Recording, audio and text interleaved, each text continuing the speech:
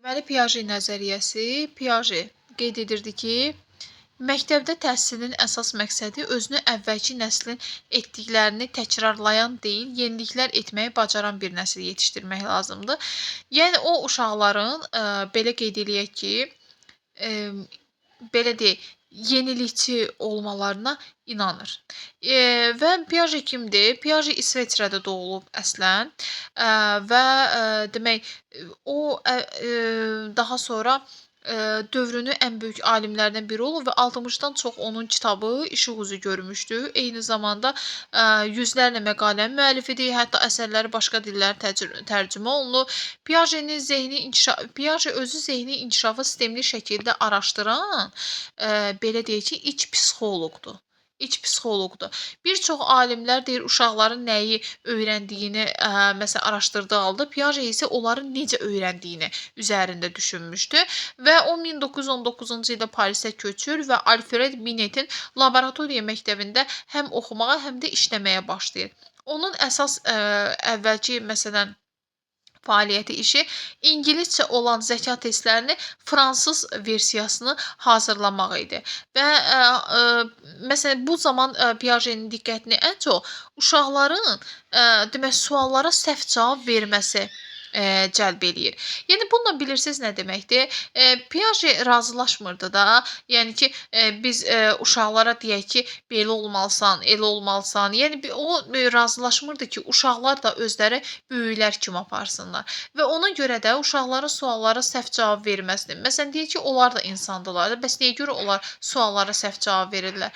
Və suallara səhv cavab verməsi, uşaqların suallara səhv cavab verməsi onun diqqətini cəlb edir və nəticə etibarilə bunun üzərində çalışmağa başlayır ciddi şəkildə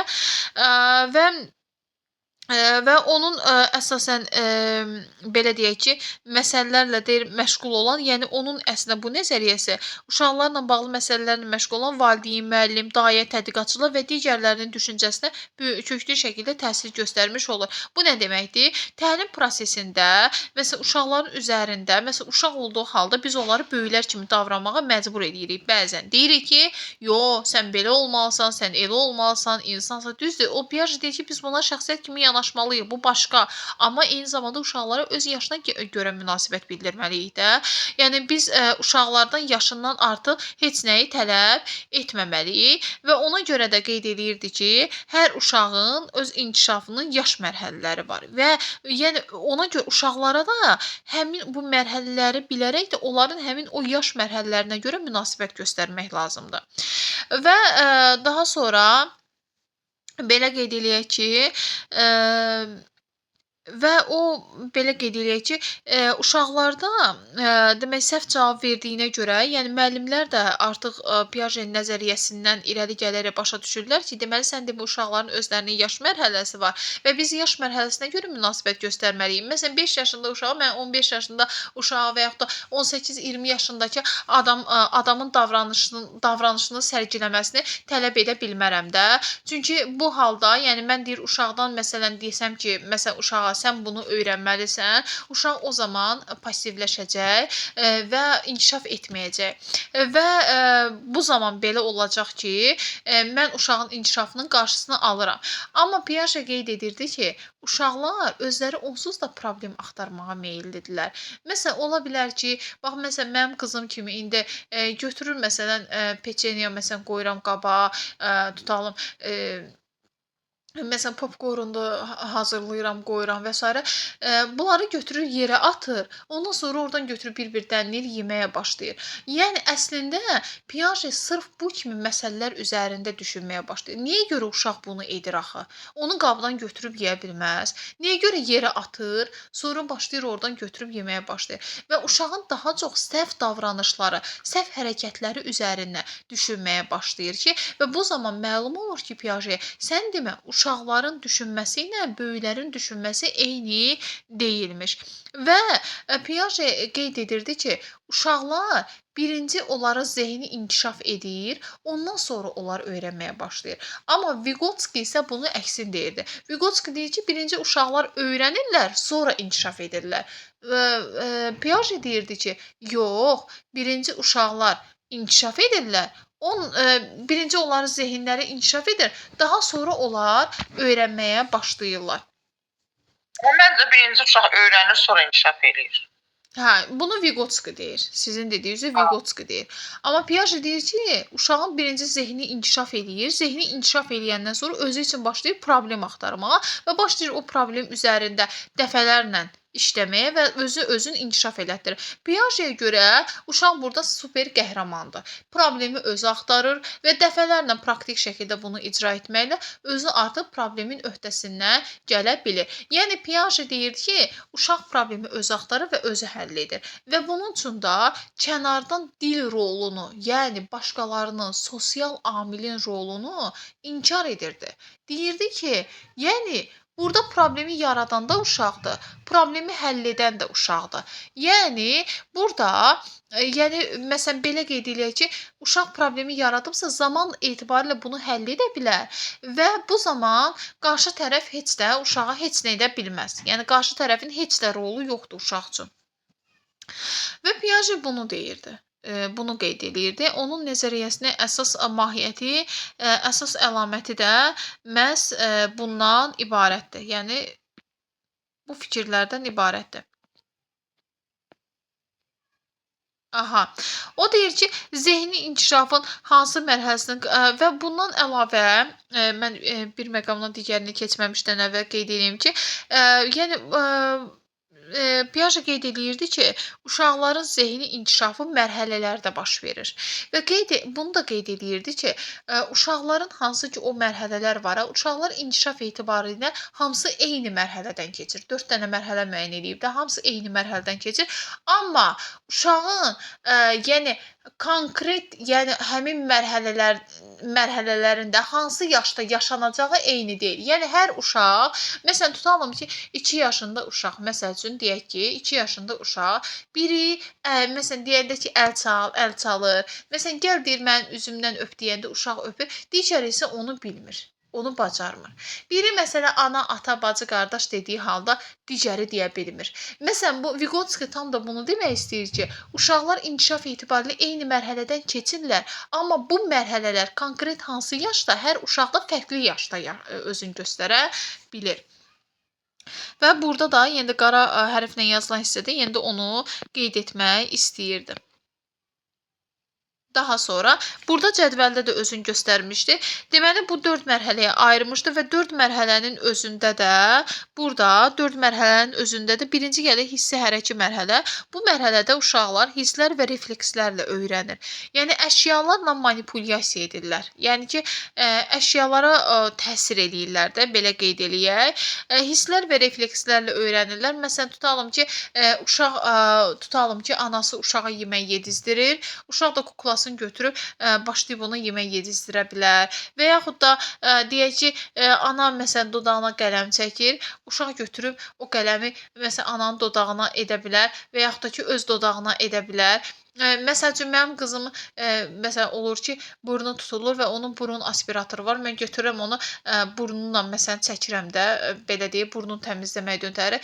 Götürür məsələn onu görəndə yaxınlaşdırır burnuna və burnun sanki elə nəfəs almağa başlayır. Yəni gördüyümüz kimi uşaq bu dönəmlərdə yəni hisslər və reflekslərlə öyrənirlər. Yəni hisslər də ki, eyni zamanda ağlayırlar, başa düşürlər. Bax məsələn, deyək ki, bu mərhələdə uşaqlar məsələn deyirsən ki, əli məsələn vurmaqla cızdadır. İstidir, hə? Uşaq əlin vurandan sonra başa düşür ki, sən demə o əşyaya toxunmaq olmaz. Yəni nə edir? Əlin vurur, isti olur, uşaq ağlayır. Deməli burada hansı ki uşaq hisslərindən başa düşür ki, mən əlimi ora vurdum, məsələn deyək ki, qəfədana vurdum, o məni ağlatdı. O məni ağlatdı, deməli o məndə ağlama hissi yaratdı, mən pis hissi yaşadım da və ondan sonra o qəfədana əlim vurmamağa çalışır. Məsələn görür ki, pəncərədə arı var. Məsələn arı görür, ərin götürmək istəyir axı. Götürmək istəyir, məsələn ağzına aparmaq istəyir və s. Və bu zaman o arına məsələn biz nə qədər desək ki, olma, cızza, o səni uf eləyər, Uşaq bunu başa düşmür. Uşaq hələ o mərhələdə deyil axı, böyüklərin dediklərini məntiqi şəkildə qavrasın və onun üzərində düşünsün. Uşaq burada hisslər və refleks gördükləri üzərində düşünür. Gördükləri, şahid olduqları, yaşadıqları acılar üzərində düşünür. Və uşaq əlini aparır arıya, arını tutmaq istəyir. Arı bir dəfə onu vurandan sonra uşaq ağlayır və başa düşür ki, arıya toxunmaq olmaz. Daha sonra gəlir ilkin əməli mərhələ. Uşaqlar qavrayışa əsaslanaraq ideyalarını formalaşdırırlar. Yəni gördüklərinə əsasən. Burada daha çox uşaqların təcrübəsi məhduddur. Daha çox ümumiləşdirmələr aparırlar və hər şeylə özlərindən hər şeyin mərkəzində də özlərinin olduğunu, demək özlərinin olduğu kimi davranırlar. Daha sonra müəllimə gəlir konkret əməli mərhələ. Bu mərhələdə mühakiməyə əsaslanan fikirlər yürüdürlər. Formal əməli mərhələ isə belə qeyd eləyək ki, bu dönəmdə konseptual və hipotetik düşünürlər. Yəni uşaqlar daha çox belə qeyd eləyək ki, mücərrəd anlayışlar üzərində düşünürlər. Siz bu mərhələdə uşaqlara açıq tipli sualları daha çox verə bilərsiniz və uşaqlar açıq tipli suallar üzərində daha məhsuldar fikirlər irəli sürə bilərlər. Amma konkret əməldə isə uşaqlar daha çox məntiqli fikirlər üzərində düşünə bilirlər. İndi gəlin diqqət edək, görək hisslər iki mərhələ adətən bu bağça və yaxud da ev mühitini əhatə edir və uşağın doğulduğundan düz 2 yaşa qədər ki olan bir mərhələni əhatə edir. Uşaqlar dedi ki, bu mərhələ daha əvvəlki məsələn ədəbiyyatlarda sensomotor mərhələsi kimi eyni zamanda təlqin olunur. Uşaqlar toxunurlar və gördüklərinə əsasən başa düşürlər hər şeyi. Toxunduqları və gördüklərinə əsasən başa düşürlər. Toxundu, məsələn, gördü ki, istidir, bir də əlini çəkir oradan, toxunmaq istəmir və yaxud da ki, gördükləri, görür. Məsələn, tutalım ki, siz uşağı güldürmək istəyirsiniz və görür ki, qarşısındakı insan onu güldürmək istəyir və o gülməklə ona reaksiya verir. Və yaxud da ki, cınqıraqlı məsələn oyuncaqdır da, elə deyil və uşaq ona toxunur və onu cınqıldadır və hiss eləyir ki, mən bunu cınqıldatdım, bu səs elədi. Yəni bu mərhələdə eyni zamanda kiçik də olsa səbəb-nəticə əlaqəsinin əsası qoyulur. Uşaq cınqırağı əlində əvvəlcə cınqırdadanda bunu başa düşmür də, bununla əylənir. Amma sonra yavaş-yavaş uşaq, məsələn, Piaget bunu demək istəyir də, deyir ki, uşaq hisslər iki mərhələdədir. Deməli, uşağın zehni inkişaf eləməyə başlayır ki, uşaq bilir ki, əlimdəkini cınqıldatdım, tərpətdim, cınqıldadı. Saxladım, dayandı. Və bunun üzərində, yəni buna əsasən fikir yürütmək istəyir. Eyni zamanda bu mərhələdə əşyaların davamlılığı ilə bağlı bir fikir formalaşmağa başlayır. Belə ki, 8-9 ayına qədər uşaq əlində olan bir əşyanı onun əlinə alanda və yaxud da yerə düşəndə onun arxasınca baxmır. Belə qeyd eləyək ki, yəni əlində yoxdursa, deməli yoxdur təsəvvürü formalaşır. Amma belə məsələn 8-9 ayından sonra uşaq artıq əlinə atdığı əşyanın arxasınca baxmağa başlayır, hətta onu axtarmağa başlayır, onun arxasınca boylanmağa başlayır və s.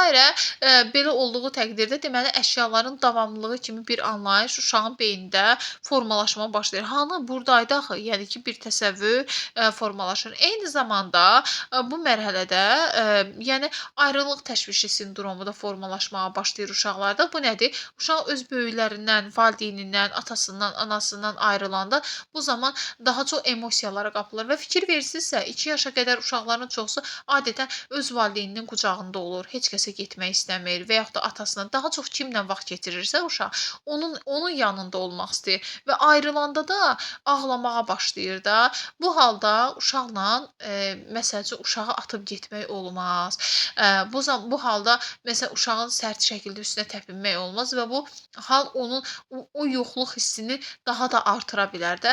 Bu zaman uşağa emosional cəhətdən sakitlik göstərərək uşağa düzgün münasibət göstərmək lazımdır. Sevəcən bir münasibət göstərmək lazımdır ki, burada uşağa sanki hər şey yaxşıdır mesajını ötürməklə uşaq artıq o ayrılıq təşvişi sindromundan yavaş-yavaş uzaqlaşa bilər.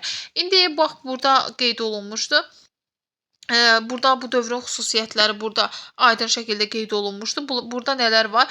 Uşaq dünyanı hərəkət və hadisələr vasitəsilə tanıyır. Yəni hərəkət eləyir. Baxın, məsələn bu dönəmdə uşaq yeriməyə başlayır. Məsələn uşaq böyükləri təqlid eləməyə başlayır. Baxın, hissə-hərəkət mərhələdə uşaq böyükləri təqlid eləyir. İlkin uşaq olaraq böyükləri təqlid eləyir. Uşaq yeriməyə böyükləri təqlid etməkdən ötürü başlayır da. Yəni özün artıq inkişaf eləməyə başlayır. Obyektlərin daimi mövcudluğu, bu heç bayaq dedik, səbəb-nəticə ilişkisi praktik şəkildə uşaq əlindəki cınqıraqlı əşyanı tərpədir və görür ki, o da tərpənir və əlin tərpədəndə tərpəndi, əlin saxlayanda saxladı. Deməli, başa düşür ki, o əşyanı tərpədəndə səs çıxardacaq, saxlayanda isə dayanacaq. Deməli, onun səs çıxarmasına səbəb onun əlini tərpətməsi idi. Məsələn, düyməni basanda səs çıxaracaq oyuncaq. Məsələn, həqiqətən də bu belədir.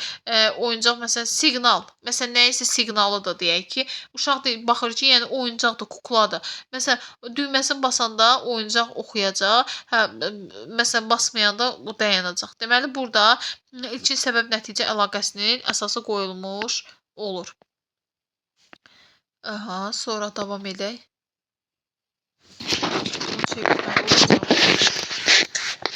Sonra indi bax bu dönəmlərdə nə etmək lazımdır?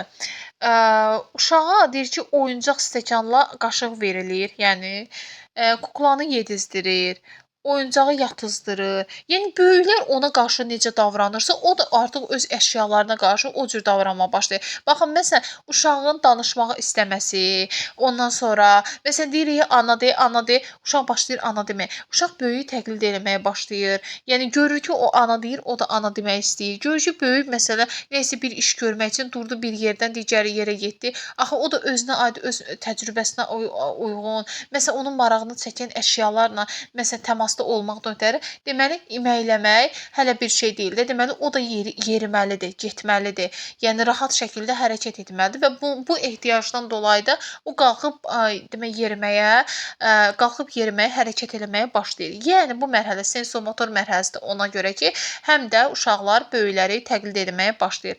Daha sonra gəlir ilkin əməli mərhələ. Bundan əvvəl qeyd edeyim ki, bu 0-2 yaşı əhatə eləyir. Adətən hərəkətlər var burada, çünki burada uşaqlar nə görürsə ağzına aparmaq istəyir. Məsələn, bu şəkildə tanıyırlar, toxunmaq istəyirlər, daha sonra iməkləyirlər, yeriyirlər.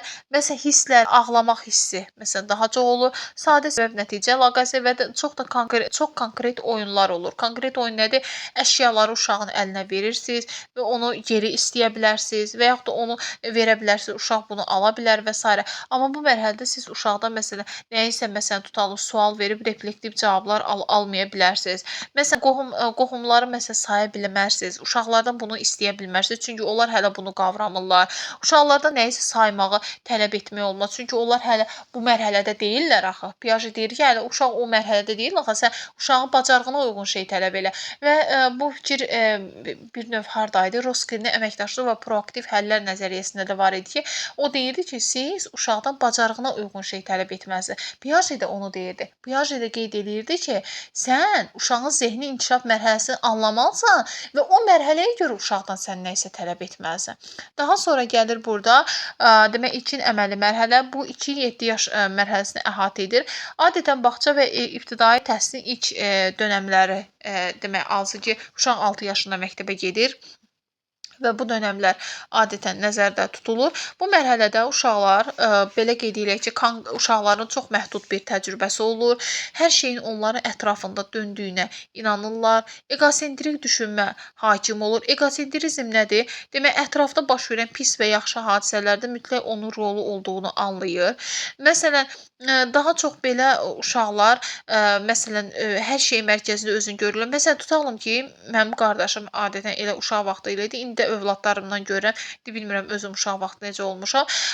Məsələn, bir adamın ad günü olanda və yaxud da bayram olanda gedib otururdu süfrənin başında və uşaqlarım da elədi ki, süfrə başında otururlar ki, bəs mənim ad günümdür. Deməli, uşaq bu dönəmlərdə baş verən hadisələrin məhz onlarla bağlı olduğunu düşünürlər və onlar hələ anlaya bilmirlər ki, yox, deməli, başqasının da axı doğum günü ola bilər axı. Mənim doğum günüm olan kimi başqasının da doğum günü ola bilər. Bunu uşaqlar hələ anlaya bilmirlər. Bu dönəmlərdə uşaqlar evcik-evcik oynayırlar. müəllimlər evci-evci oynayırlar və yadımızdadsa biz də uşaq vaxtı evci-evci oynamışıq və bu zaman biz uşaqlarda, yəni bu oyun ehtiyacını nəzərə alaraq da rollu oyunlar keçirə bilərik.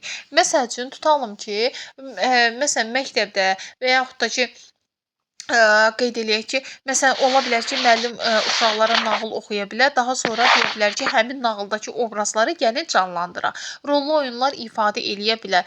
Məsələn, uşaqlar evci-evci oynayaraq da, məsələn, ailədə ananın rolunu az da olsa anlamış ola bilər. Məsələn, atanın rolunu anlamış ola bilər. Məsələn, onların da sadəcə təkcə bu rollu oyunlar nədən ötəridir? Təkcə öz hisslərini yox, başqalarının da hisslərini anlamaq imkanı verən əsas belə deyək ki, elementlərdən biridir. Ona görə də müəllimlərin də, yəni məhz ibtidai təhsilin başında da bu rollu oyunları tədrisdə, təlimə gətirməsi bu baxımdan demək əhəmiyyətlidir ki, uşaqlar bir növ artıq sırf eqosentrik düşüncənin təsirində qalmırlar. Yəni ətrafı başa düşməyə başlayırlar. Çoxlu şəkildə ümumiləşdirmə aparırlar.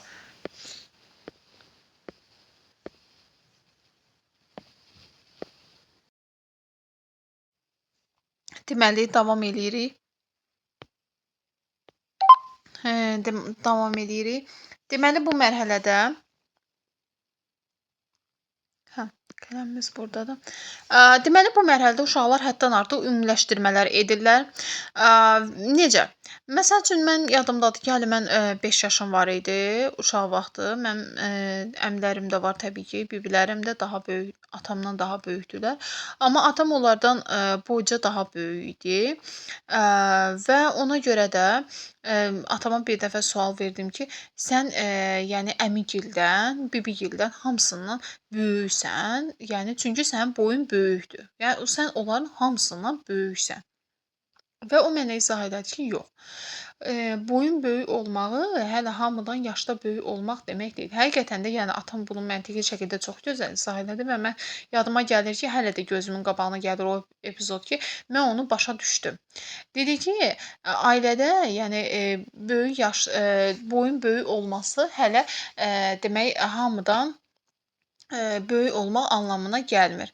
İnsanların böyük olması yaşla ölçülür, boyla ölçülmür. Və belə olduqda mən başa düşdüm həqiqətən də. Yəni bu zaman, yəni bu dönəmlərdə uşaqlar daha çox sual verə bilər və o zaman yəni uşaqların suallarına ehtiyatla yanaşmaq lazımdır, ətraflı cavablar vermək lazımdır, səbəbin əsaslandırmaq lazımdır. Bundan başqa bu mərhələdə indi niyə görə daha çox ümumiləşdirmələr aparırlar? Çünki uşaqlar burada hələ detallara girməyin fərqinə varmırlar. Baxın, mən 5 yaşımda o sualı vermişəmsə, deməli hələ mən detallara maraqlanmadan, yəni insanın ancaq boynun böyüklüyü ilə hamıdan böyük olduğunu başa düşmüşəm də. Amma məsələn, fikirləşməmişəm ki, yox. Yəni çünki burada detallar önəmli deyil bu yaşlı uşaqlar üçün. Bu yaşlı uşaqlar bu cür düşünürlər, amma ətrafdakı böyüklər bu baxımdan çox diqqətli olmalıdırlar, diqqətli yanaşmalıdırlar.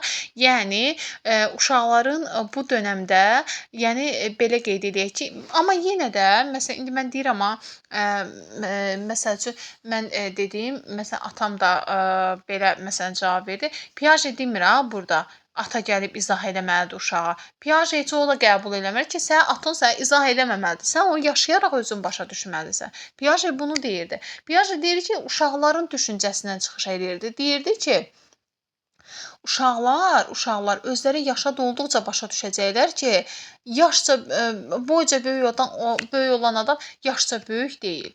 Demək, hamıdan böyük deyil də yaşca. Yəni böyük olmanın başqa xüsusiyyətləri də var. Yəni Piaje demirdi ki, yəni hansı böyük uşağa başa salsın. Yəni dilin amilini sıfır hesab eləyirdi. Yəni başqasının uşağa müdaxilə etməsini sıfır hesab eləyirdi. Uşaq deyir ki, bəs bu uşaq bu mərhələlərdən keçərək özü bunu başa düşəcək. Daha sonra deməli bu dövrün xüsusiyyətləri hansılardır? Düşünmə simvolikdir. Məsələn, oyuncaq, məsələn şəkil, rollu oyunlar vasitəsilə düşünə bilər. Uşaqlara məsələn deyək ki, puzzleları məsələn yığmağı tapşıra bilərik. Deyə bilərik ki, filan puzzle yığ və s. bax bunu tapşıra bilərik. Uşaqlar məntiqi baxımdan hələ sabit deyil. məsələn öz mərkəzli düşünürlər. Məsələn, egosentrik düşüncə olur və s. Məsələn, qaydanın səbəbini yox, nəticəsini daha çox düşünürlər. Məsələn, tutalım ki, deyək ki, ağacda dayanan məsələn quşların it hürərkən uçduğunu görürlər və deyirlər ki, uşaq fikirləşir ki, it hürdü, quş uçdu. Yəni nəticəyə daha çox köklənirlər də, belə deyək. Bax, yenə də qeyd elədiyim kimi, uşaq yenə də detallara girə bilmir bu mərhələdə. Ona görə də daha çox nəticəyə köklənirlər, daha çox ümumiləşdirmələr aparırlar, gördüklərinə əsasən. Uşaqların bu mərhələdə belə qeyd eləyək ki, çox zəifdir də, belə deyim, təcrübələri, ona görə həddən artıq ümumiləşdirmə aparırlar. Amma desək ki, uşaqda ilkin səbəb-nəticə əlaqəsinə vaxt qoyulur, o hissi ərəki mərhələdə. Bax, bu yaddan çıxması. İlkin əməldə yox ha, hissi ərəki də qoyulur əsası. Daha sonra tədrisdə əsas prinsipləri, oyun əsaslı və simvolik fəaliyyət verilməlidir. Nağıllar oxunmalıdır. Uşaqlar daha sonra həmin nağıl qəhrəmanlarını, nitqlərini məsələn ifadə eləyə bilərlər, yadlarında qaldığı kimi və yaxud da ki, onların məsələn rolunu ifadə eləyə bilərlər. Şəkil, əşya, jest, yəni vizual, kinestetik məsələn dəstək göstərə bilərlər uşaqlar özləri. Məsələn, qısa konkret tapşırıqlar verilə bilər uşaqlara, yəni uşaqlara uzun-uzadı tapşırığın öhdəsinə gələ bilməzlər. Nağıl oxuna bilər, yenə də burada tədrisə gətirə bilər. Məsələn, tutalım ki, biz həm də bu dönəmdə uşaqlara Eyler-Venn diaqramı üzərində çalışmağı verə bilərik. Məsələn, Eyler-Venn diaqramını verə bilərik. Eyler-Venn diaqramını verə bilərik. Məsələn, tutalım ki, iki anlayış verə bilərik və deyə bilərik ki, bu iki anlayışı nə ilə? Onların oxşar cəhətindir. Ancaq oxşarı tapşıra bilərik. Çünki uşaqlar burada fərqləri hələ də düşünə bilmirlər. Uşaqlar ancaq eyniləşdirmə üzərində düşünürlər. Daha sonra gəlir konkret əməli mərhələ. Bu 7 və 11 yaş dönəminə aiddir. Bu adətən ibtidai sinifləri və ümumi orta təhsilin ilk siniflərini əhatə edir və bu zaman konkret əməli mərhələ, yəni biraz da inkişaf etmiş mərhələdir. Uşaqlar bu dönəmlərdə daha konkret düşünürlər, məntiqi düşünürlər, gördükləri əsasında düşünürlər. Uşaqlar bu dönəmdə mücərrəd düşünmürlər. Məsəl üçün konkret məsələn belə deyək ki, uşaqlar məsələn mücərrəd düşünə bilmirlər də. Hər şeyin görünməyən tərəfləri üzərində o qədər də fikir yürütmə qabiliyyətində deyillər. Yəni bu onlarda yoxdur. Bu yəni belə xüsusiyyət hələ ki uşaqların özündə olmur da, belə qeyd eləyək. Daha çox konkret, yəni məntiqi məsələn məsələlər üzərində fikir yürütməyi sevirlər və belə qeyd eləyək ki, məsələn deyək ki, 4 yaşındakı uşaq bütün itlərə, məsələn bütün maşınlara eyni maşın kimi baxdığı halda, məsəl üçün artıq bu mərhələdə uşaqlar məsələn BMW-ni bilir, Nissan-ı bilir, məsələn Ford-u bilir, nə bilim Range Rover-i bilir, onunla bağlı arzular, xəyallar qura bilir və s. Bax belə. Uşaqlar bu dönəmlərdə daha çox müəllimə induktiv düşünürlər. Çalışırlar ki, hər şeyi ümumiləşdirsinlər. Ümumi konsepsiyaya doğru getsinlər. Eyniləşdirsinlər də, belə deyək ki, ümumiləşdirsinlər. Və bu dönəmdə uşaqlar eyni zamanda qeyd eləyək ki, hipotetik düşünmənin əsası qoyulur. Eyni zamanda mücərrəd düşünmənin də əsası qoyulur müəllim. Belə qeyd eləyək ki, uşaqlar ibtidai sinifdə daha çox əvvəllər, məsələn deyək ki, hesablamaq üçün barmaqlarından, deyək ki, muncuqlu, yəni o vəsaitlərdən istifadə etdiyi halda, məsələn çöplərdən istifadə etdiyi halda bu mərhələnin sonuna doğru uşaqlar artıq beyinlərində həll eləməyə başlayırlar nə isə. Uşaqlar əvvəllər gördükləri şeylər ətrafında fikir yürütdükləri halda bu mərhələnin sonunda artıq müəllimə bax sonunda bu mərhələnin sonunda hipotetik düşünmənin əsası qoyulur. Hipotetik düşünmənin əsası qoyulur. Yəni mücərrəd düşünmənin əsası qoyulur. Uşaqlar abstrakt düşünməyə başlayırlar. Məsəl üçün tutalım ki, uşaqlar sirkə gedirlər.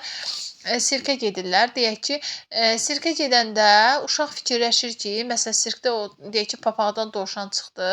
Uşaq görür ki, papaqdan dovşan çıxdı da. Bunun o qədər də qurcalamır ki, niyə görə papaqdan dovşan çıxdı? Məsələn, bunu o qədər də uşaq məsələn qurcalamaya bilər. Yəni bunun görünməyən tərəfləri üzərində uşaq o qədər də düşünməyə maraq göstərmir. Çünki artıq uşaq o mərhələdə deyil. Daha sonra bu mərhələdə dedik ki, uşaqlar daha çox konkret düşünürlər, abstrakt düşünürlər, mücərrəd düşünmürlər və mücərrəd düşünmənin əsası bu mərhələnin sonunda qoyulur. Uşaqlar səbəb-nəticə əlaqəsi üzərində yenə də düşünürlər, induktiv düşünürlər və uşaqlar artıq bu mərhələdə detallara məsələn enə bilirlər. Məsələn, əvvəllər dedik ki, bütün maşın növləri eyni maşın olduğu halda deyir ki, uşaq maşın gəldi, amma bunda deyir ki, BMW gəldi. Məsələn, bax belə düşünür uşaq. Yəni artıq bunları ayırd eləməyə başlayır. Və bu mərhələnin xüsusiyyətləri nədir? Uşaq məntiqi əməliyyatlar edə bilir. Amma əsasən konkret obyektlər və situasiyalar üzərində. Məsələn, səbəb-nəticə əlaqəsini qurur, müqayisə, təsnifat apara bilir. Məsələn, tutalım ki, bu mərhələdə soruşa bilərsiniz ki, əsas nitq hissələri hansılardır? Bunu sizin üçün təsnif edəcək uşaq. Amma siz ilkin əməldə bunu edə bilmərsiniz. Çünki uşaq bunu tam da bilməyə bilər. Yəni və yaxud da bunu çox zəif şəkildə edə bilər. Məsələn, uşaq bu dönəmdə nəyinsə oxşar fərqli xüsusiyyətləri müəyyən edə bilər.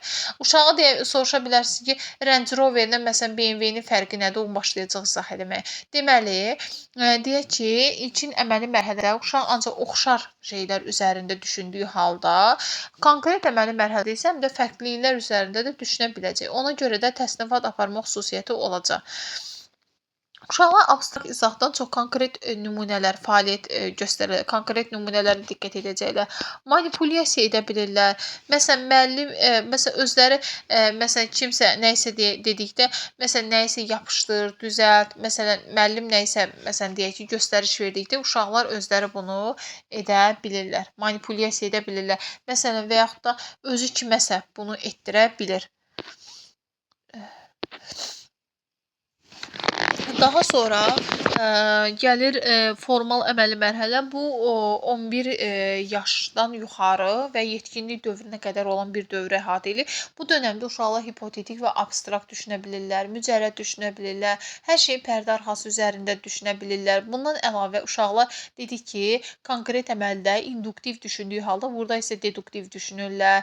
Yəni uşaqlar daha geniş çərçivədən məsələlərə baxmağa başlayırlar. Yəni düşüncələri daha geniş olur. Siz rahatlıqla bu dönəmdə uşaqlara açıq tipli suallar verə bilərsiniz və uşaqlar mütləq şəkildə, yəni daha çox, yəni fikir toplaya bilərsiniz. Çünki uşaqlar nəyə görə bu da onu göstərir və Piaget yenə də deyir ki, uşaqlar mərhələlərə doğru getdikcə onların təcrübələri genişlənir. Təcrübələri genişləndikcə də onlar verilən suallara daha ətraflı cavab verə bilirlər. Yəni nəticə etibarilə uşaqlara açıq tipli sual verdikdə uşaqlar daha belə qeyd edək ki, səlis şəkildə suallara belə qeyd edək ki, cavab verməyə çalışacaqlar. Öz fikirlərini quraşdırmağa başlayacaqlar. Mən necə cavab verəcəm deyə onun üzərində düşünəcəklər. Bu sualın cavabı nə ola biləcək? Məsələn, onun üzərində düşünürlər.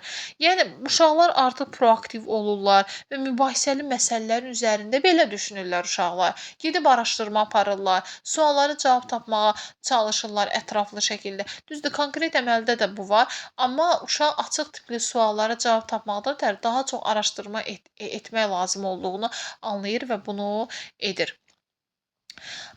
Belə, Piaget eyni zamanda zehni inkişaf nəzəriyyəsi belə qeyd eləyək ki, deməli,